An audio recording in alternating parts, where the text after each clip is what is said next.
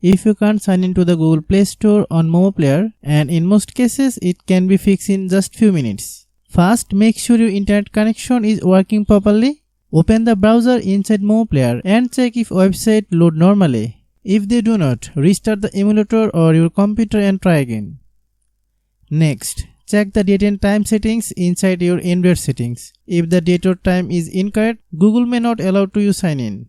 Turn on automatically date and time if the option is available. If the problem continue, open settings, click apps, open Google Play Store, clear the cache and storage. Then do the same for Google Play Service and Google Service Framework. Restart the MuMu Player and try signing in again. You should also update MuMu Player to the latest version because older version may have compatibility issue with the Google service.